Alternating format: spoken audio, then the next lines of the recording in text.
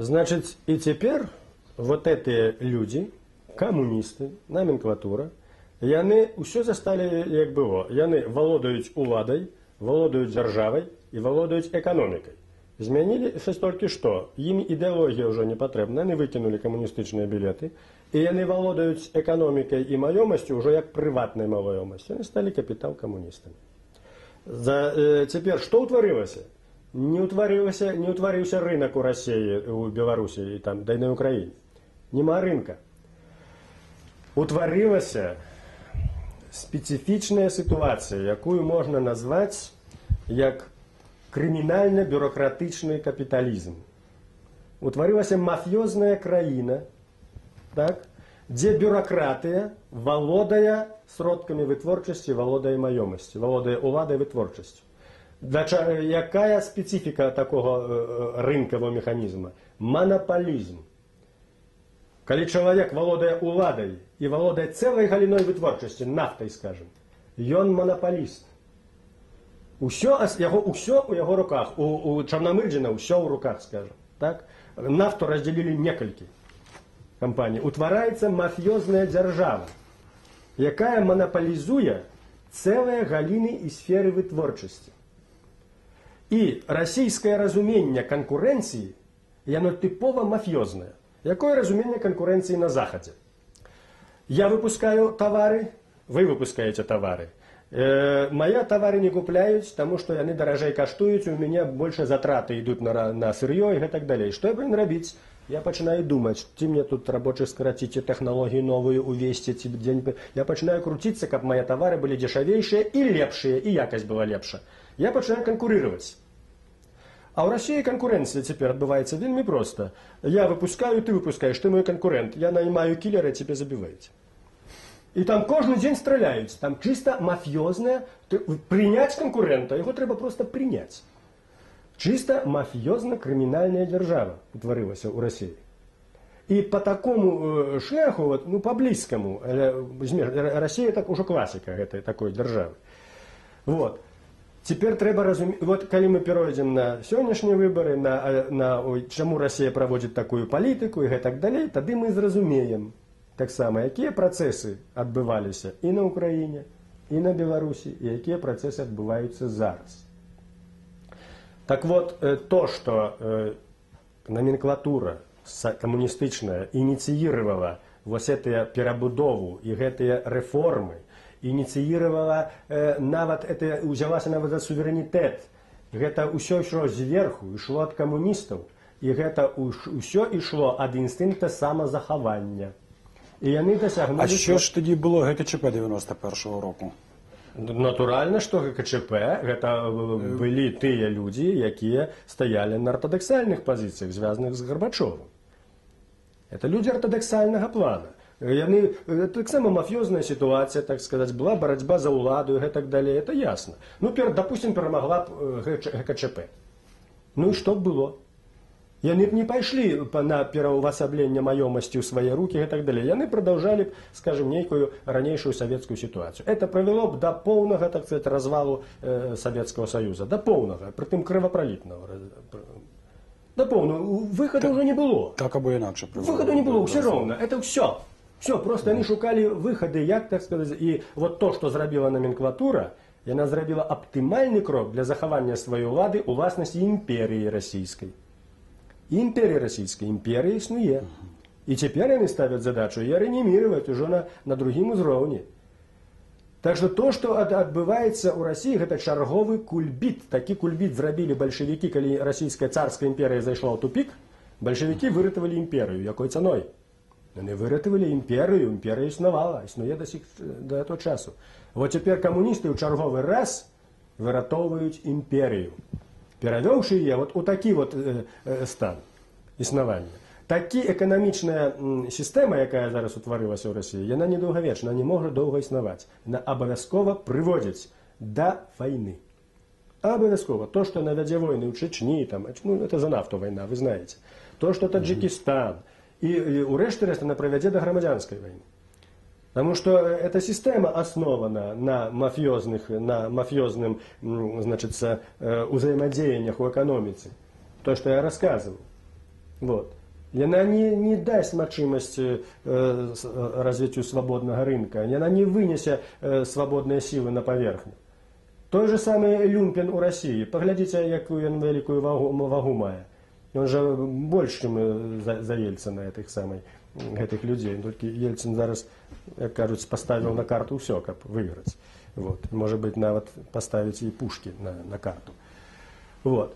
Таму вот, гэта трэба разумець. І калі, скажем, у нас на Беларусі ў 91 годзе мы это адразу зразумелі, што номенклатура беларуская, баючыся страты калектыўнай уласнасці, пайшла на суверэнітэт, она не могла не пайсці, таму што яны маглі страціць усё. Вот. І мы маленькімі сіламі забаранілі і КПСС, і забаранілі ўсё. Вось эта унікальнасць, яна і характарызуецца тым, што яны перапалохаліся Ельцына, што яны былі не гатовы да гэтых рэформ. Яны не гатовы, это быў правінцыйны ўзровень. Яны на ўзроўні нават ніжэй Гарбачова засталіся.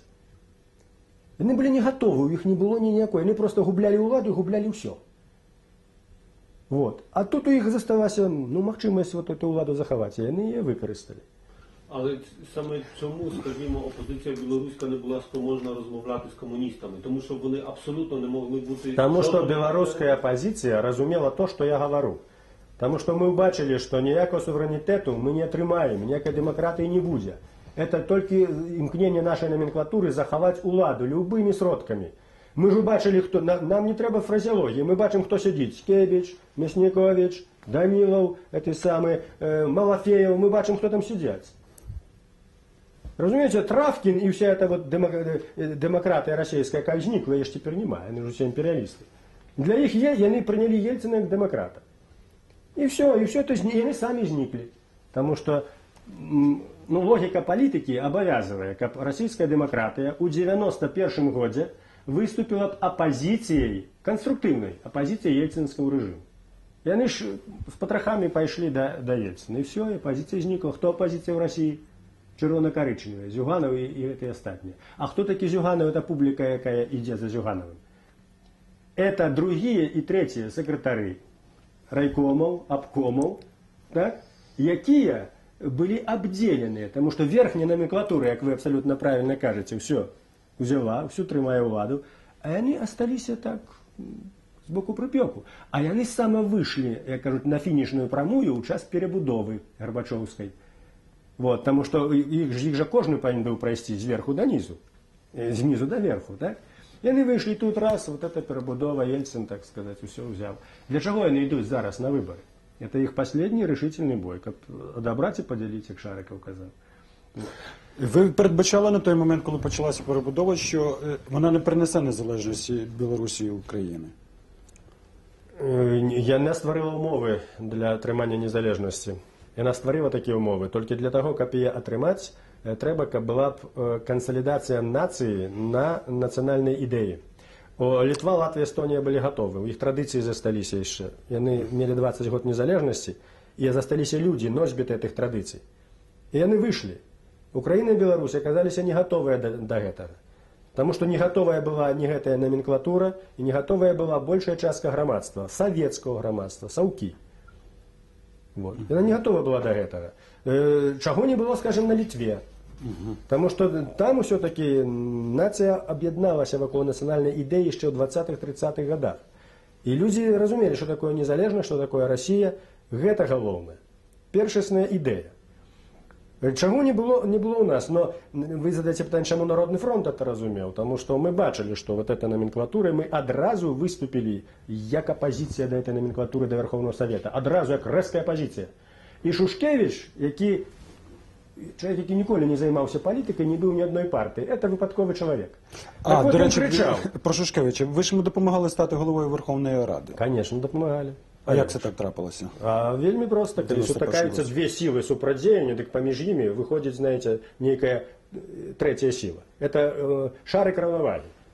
И вот чему в истории часто бывает, что вельми посредные и недалекие люди выходят на самую гору, когда идет борьба поміж двумя некими силами. Потому что это шарик равноваги, он, я кажу, задовольняє обидві силы. Так и отрималося, что это была компромиссная фигура в Верховном Совете, на якую могли бы тогда пойти коммунисты, І мы маглі пайсці, мы не маглі праесці свайго. Камуністы таксама не маглі правесці свайго. Яны баяліся, тады немагчыма было ісці. Яны былі ў тупіку. І таму яны павінны былі на нешта пайсці. Вот такі чалавек і трапіўся. І ён усё і заваліў. Так вот гэты чалавек і кажа, што все, няма ніякай апазіцыі пасля 91-го года. Все, мы будуем сваю дзяржаву незалежную, все. Якая вы апазіцыя? Чаму вы апазіцыя? Вот усе, мы ж усе за дзяржаву, за Беларусь. Ён элементарных рэчаў не разумеў. А то, што мы выступілі як апазіцыя адразу ўсё, гэта потым вельмі ясна стала ўжо відаць, да чаго ішла номенклатура. А як ви поставилися, що Україна все ж таки пішла на проголошення референдуму 24 серпня, коли оголосила акт про незалежність, вона винесла ще й на підтвердження всенародне 1 грудня? Гэта, я лічу, вялікая все ж таки заваёва Украіны. Это вельмі добра, што было зроблена. І тут, конечно, аддаць трэба належнае Кравчуку. Калі б рэферэндум быў бы праведзены пазней, не былі б такія вынікі. Гэта у палітыцы вельмі важна зрабіць усё ў сваім часе. Таму што палітыка гэта час. Калі не зрабіў сёння нешта, заўтра ўжо і не рабі, таму што будуць адваротныя вынікі. Дык вот рэферэндум на Ўкраіне быў праведзены ў вельмі адпаведны час, вот, і прынёс хорошыя вынікі. Цяпер бы вы правялі б такі рэферэндум, можа быць, ужо былі б вынікі якія-небудзь другія. Вот. А чому ж тоді Білорусь не взяла цей приклад, український шлях до незалежності, не провела референдум, обмежилася голосуванням Верховної Ради? Таму што номенклатура не зацікаўлена была ў незалежнасці. У яе была ўся ўлада. Беларуская дэмакратыя была слабая, каб прымусіць номенклатуру гэта зрабіць. Слабая была дэмакратыя і слабое грамадства. Уся сутнасць была ў гэтым. Калі б тады ў 91-м годзе дэмакратыя мацней стаяла б на нагах, і калі б грамадства было больш кансалідавана вакол нацыянальнай ідэі, каб прыйшло б хаця б 1100 на плошчу незалежнасці, вот, пытанне было б зусім другое. Тады мы дабіліся новых выбараў. Вот. А паколькі дэмакратыя была слабая, грамадства было мала скансалідаванае, номенклатура не адчувала дастатковага ціску. На Ўкраіне гэта было мацней. І вельмі вялікую ролю сыграла заходняя Украіна. Вот. Таму што камуністы тады былі падаўлены і псіхічна былі падаўлены, ўсё былі разгублены. Вот. А дэмакратычных сілаў на Ўкраіне было дастаткова, каб зрабіць адпаведны націск. Вот. І на Кравчука, і на ўсю гэту номенклатуру, якія ішлі поўнасцю ў рэчышчы ў гэтым перыяду того страха. Потым, калі яны апомніліся, яны пачалі трошкі па-другому сябе паводзіць. Вот. Таму сутнасць, чаму ў Беларусі так не адбылося? Да, у слабасці дэмакратыі, у слабасці нацыянальна-вызвольных сіл. А як ви ставитеся до періоду студентських страйків, шахтарських 89-90 року? І вони були, зокрема, в Україні. Воно було якимось прикладом для білорусів в тому напрямку, що все ж таки студенти в Києві в жовтні 90-го року ставили надзвичайно радикальні речі, як для Радянського Союзу?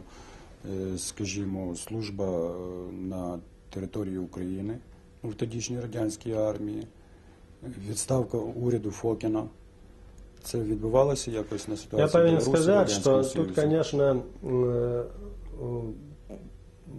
прикладом заўсёды і генератором ідей ва ўсім Савецкім Саюзе былі, конечно, эстонцы.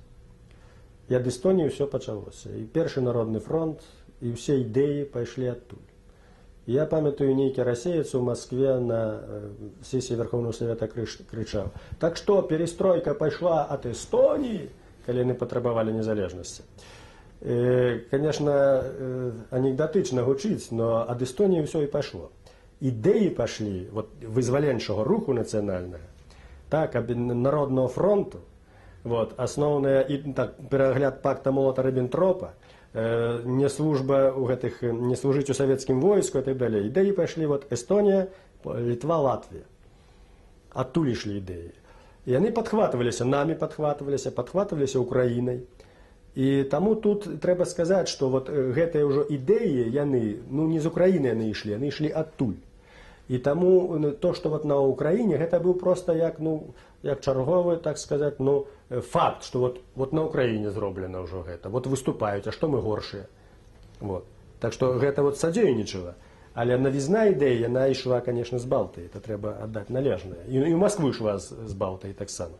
І Москва глядзела вся дэмакратычная Москва глядзела на Прыбалтыку, яны там пастаянна ездзілі туды, ўсё, на ўсе гэтыя франты, як на вот такі вот дэмакратычны асяродак, дзе можна чаму павучыцца і пацікавіцца. Это так было, я сам назіраў усё, таму што я там быў, і назіраў, што там за людзі ездзілі, ўсё, і в Эстонію.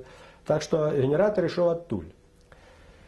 Што датычыць гэтых, значыць, страйкаў, магчыма, страйкі, якія былі ў Мінску ў 91 годзе, яны ў падсвядомасці людзей вот засталіся вот як прыклады, што былі і на Ўкраіне. В Україні 90-го року. Да, таму што на Беларусі ў 91-м былі вельмі, ў Мінску асабліва, вельмі вялікія масавыя страйкі. Ви наголошували тут на тому, що ідеї в Совєтському Союзі йшли від Естонії.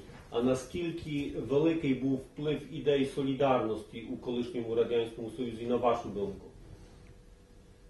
Чи був такий вплив, чи може взагалі його не було? Уплыў быў, што датычыць на нас, то уплыў быў вялікі, таму што з вялікімі, кажуць, цяжкасцямі мы стараліся дастаць літаратуру з Польшчы. І яна паяўлялася да нас, вот мы чыталі, глядзелі, ўсё то слухалі радыё. Значыць, на вот свядомую дэмакратычную інтэлігенцыю уплыў быў, безумоўна. Вот. Іншая справа, што не было кантактаў. Ну, калі, кантакты, там, літаратуру, ўсё, а нейкіх, таму што ў нас, розныя ўзроўні былі.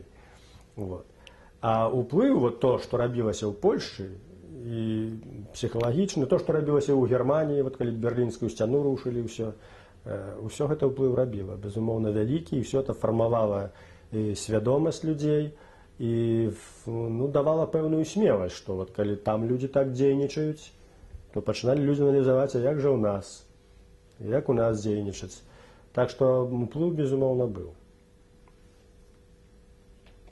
Скажіть все-таки, коли ми говоримо про розклад тих сил 86-91 року, то чи не здається, що Балтійські країни все ж таки виступали як антикомуністи в цьому процесі в Радянському Союзі, а такі сили, як в Україні, все ж таки як націоналісти?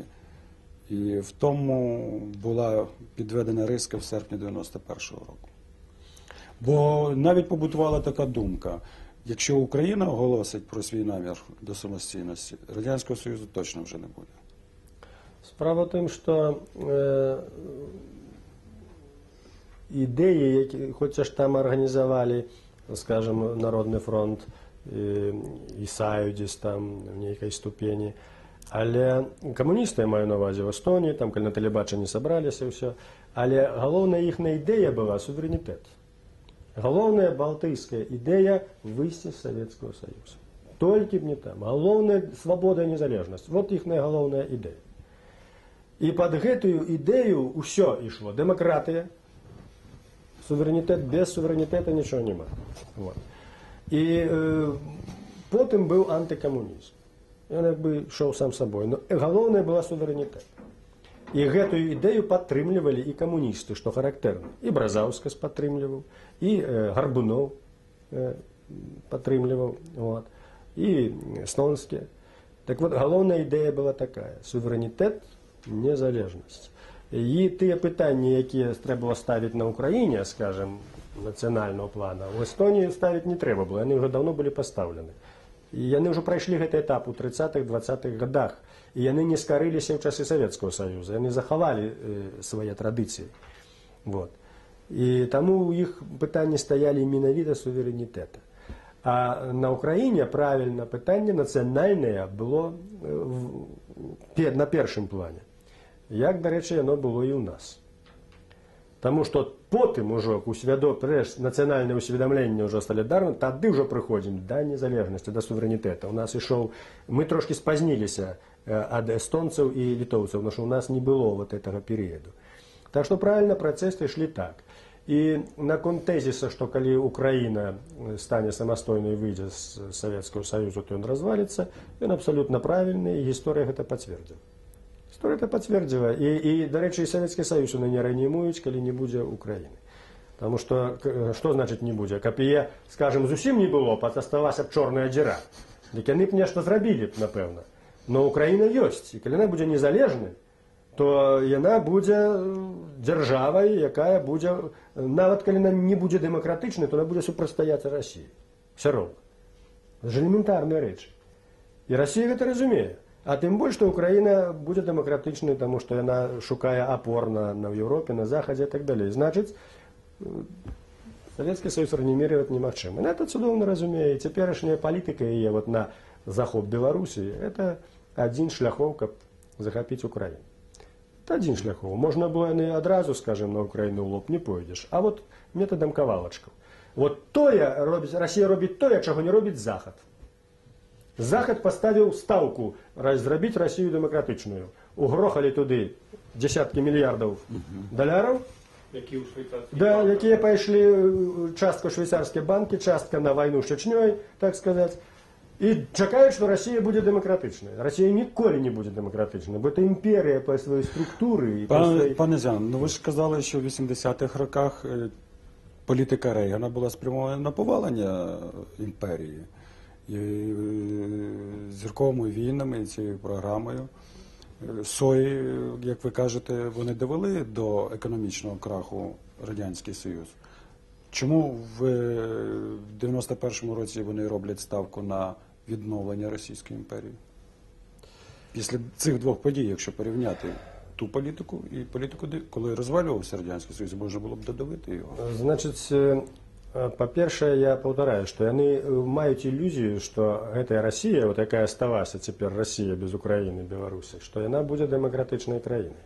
Это першая ілюзія, до якой яны яшчэ ніяк не могуць дайсці. Это першая ілюзія. Другая ілюзія, якая нідзе, так сказаць, не дэкларыруецца, але яна трымаецца вот тут. І хто займаецца палітыкай, ён не адчувае. Это ілюзія, што Амерыка зацікаўлена не мець праблем вот тут, вот на ўсходзе Еўропы, так, мець нейкую дастаткова моцную краіну, якая была б у пэўнай ступені прагназуемай, залежная ад Амерыкі. Ну, у нейкай ступені. Якая могла б устрымліваць іслам, там, можа, яшчэ там, Кітай, там, нешта такое. Это вот такая прымітыўнае такое меркаванне, што Расія будзе імперіяй номер 2. Так вот, я гісторык, ведаю гісторыю Расіі, ведаю Расію увогуле, як кажуць, вот на ўзроўні бытавым нават. Яна ніколі не будзе імперіяй номер 2. Нават будзе ляжаць голая босая ў гразі, но ўсё роўна будзе старацца стаць імперіяй номер 1. Яна не будзе, і ў гэтым вялікая памылка. І ўсе гэтыя грошы, якія ўгробілі на Расію, так, у нейкай ступені яны, так сказаць, устрымлівалі гэты нарыў, так сказаць, но яны цяпер працуюць фактычна на рэанімацыю этой імперыі, таму што дэмакратыя, якой хацелі, не атрымалася. Атрымалася вот это мафіёзна-бюракратычны рынок. Так, атрымалася краіна, якая вядзе войны і генацыд цэлых народаў. І Захад закрывае вочы, і на Чечню яны вымушаны закрываць. Да закрываліся так, што вымушаны былі прыняць Расію ў Совет Европы. Теперь, друзья, давайте принимать всех. Давайте всех, давайте Беларусь обовязково, я стою за это. Лукашенко, а что, мы в изоляции? Вы приняли, мы не ведем войны с этими, геноцид не проводим. Уже все, критериев нема. Нават карт-бланш своей непродуманной самым поводинами дали на забитье Дудаева. Это был данный психологичный карт-бланш. И теперь то, что я увесь час сказал, с кем я не спотыкался, я казал Клинтону это, ну я для его, так сказать, ніякий не авторитет, но я же тому казал. Для того, каб умацаваць дэмакратыю, трэба яе расшыраць. Вот, ёсць пояс, это самы быў, это Варшаўскі дагавор. Польшча, Чэхія, Словакія, Балгарыя і гэтак далей. Вот дапамажыце тут умацаваць дэмакратыю. Да, тут і наразумелі. Памагалі Польшчы там, усё. Вот. Далей другі пояс. Балтыйскія краіны, Беларусь, Украіна. Гэта краіны еўрапейскай цывілізацыі, еўрапейскай гісторыі. Гэта краіны, якія павінны стаць дэмакратычнымі. Дайце ім магчымасць, дайце сюды сродкі. Не трэба 130 мільярдаў долараў Беларусі. Хопіць 10. Каб стаць на ногі як дэмакратычная краіна. Дапамажыце, як дапамажыце беларускай дэмакратыі. Ні аднаго даляра, ні аднаго цэнта беларуская дэмакратыя не атрымала з Захаду. Што атрымала салідарнасць? Што там, секрэт? Это не секрет. Падтрымлівалі цераз фонды ўсё. Не до цента не трымала беларуская дэмакратыя. Вынік, маем фашысцкі рэжым на Беларусі. Хваліць Гітлера, так? Расія ўжо там, як кажуць, што хоча, то і робіць. І замежную палітыку ўсё. І расшырае сваю імперію. І калі Захад не хацеў ні адно цента на беларускую дэмакратыю, то цяпер, калі ён будзе, это пачакай, яшчэ кветачкі наперадзе, вот, то вымушаны будуць валіць у сотні разоў болей. Но ўжо пройдуць гады, таму што калі ты рэжым умацуецца, я цяпер за мяжой, а я могу быць у турме, альбо не жыць. Калі сітуацыя можа пайсці так, што яны проста выражаць усю дэмакратыю на Беларусі. І пакуль не нарасце новая, нічого не будзе. Вот вынік, я называю это філістерская палітыка. Яна давяла да аншлюсаў у 30-е гады, давяла до другой сусветнай вайны, і ніякіх вывадаў з этого не робіцца. Таму што людзі жывуць на Захадзе, яны думаюць, што ўсё, яны вот тут жывуць, ім добра, яны гуляюць у гольф, понимаешь, усё ёсць, ніякіх праблем, і, значыцца, цяпер от быў у Чэхіі. Аналагічная псіхалогія. Все, яны ўжо лічаць, што яны ў Еўропе. Што ўжо няма камунізма, няма Расіі, яны ўжо іх не цікавіць, што на Беларусь, яны не хочуць ніякіх сувязей, яны глядзяць на Германію, усё. Я ж спатыкаўся з палітыкамі ў замежных справах усюды. Я кажу, што вы робіце? Я кажу, глыбокая ілюзія. Камунізм прыйдзе нават не з усходу, ён прыйдзе ў вас, вот тут, з Прагі, з Маравіі. Як толькі ён пачне ўзвышацца там. І што, я не прав быў 2 месяцы назад? Вы бачыце, што робіцца ў Чэхіі. 100 тысяч подпісаў толькі ў Празе сабралі за рэанімацыю камуністаў. А Маравія ўвогуле пачынае себе сведчыць. Это ілюзія поўная. Вот. І таму вот эта палітыка, накіраваная на Расію, што яна будзе дэмакратычнай, як яна будзе дэмакратычнай, калі яна імперія. Дзе рускі, расійскі урад? Вот існуе Расійская Федэрацыя. Скажыце, калі ласка, а дзе расійскі парламент? Яго ж няма. І кажа, а дзе расійскі ўрад? А дзе расійскі прэзідэнт нарэшце? Яго ж няма. Ёсць это самае Мардоўская, там Комі рэспубліка, ёсць Тува, ёсць прэзідэнт этой самай Ілюмжына, этой мафіёзі этой самай. Калмыкі. Так, ёсць урады, ўсё. І это федэрацыя. А дзе ж Расія? А дзе яе тэрыторыя? Ды что это за федерация? Это же империя, это же типовая империя. Это же такая модель, как у Советском Союзе. Ее нема.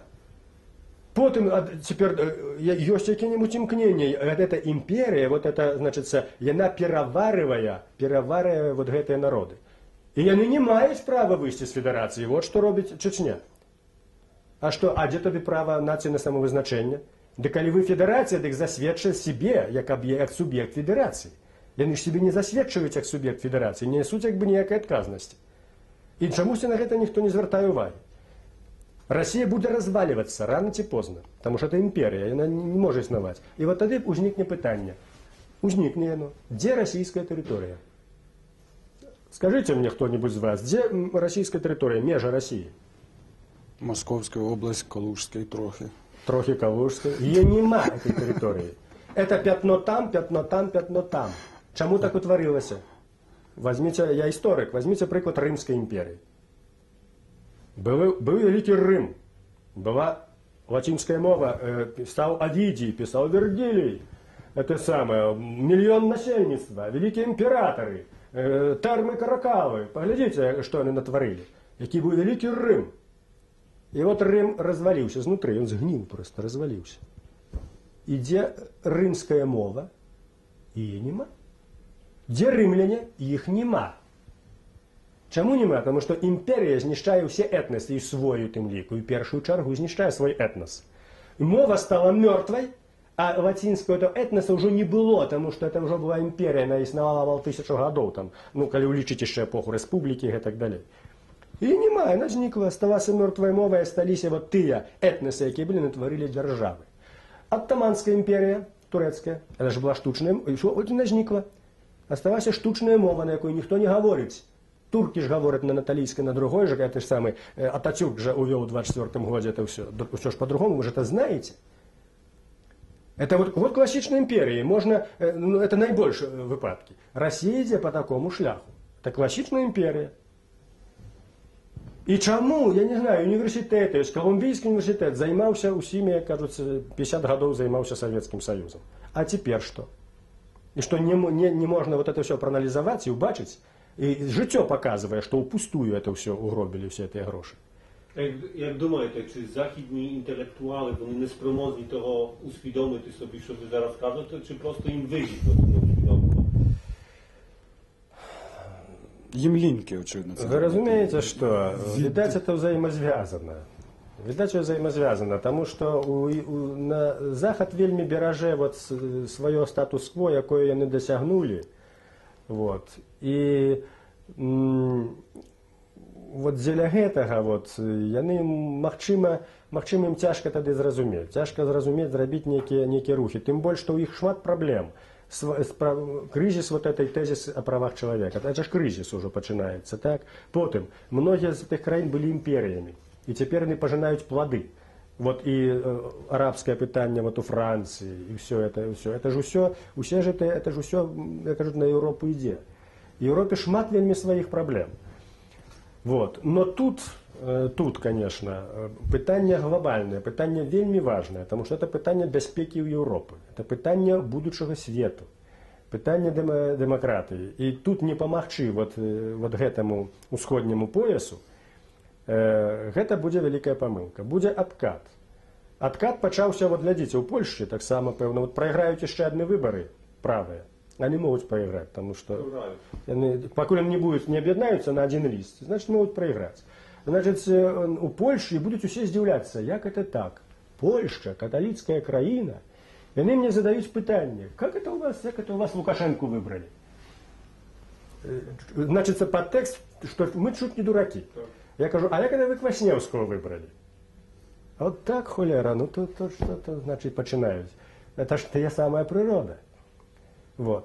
І от як не дивно, відаць, тут трэба, кажуць, зрабіць пэўны аналіз і перш за ўсё самому Захаду. Таму што ёсць людзі на Захадзе, якія это разумеюць. Ёсць, і ў Амерыцы шмат людзей, якія разумеюць эту всю сітуацыю. Но палітыка вот ідзе, яна вот такая. Палітыка ідзе такая. І у выніку мы бачым, адбываецца рэанімацыя імперіі і рэанімацыя камунізма. Це відбувається.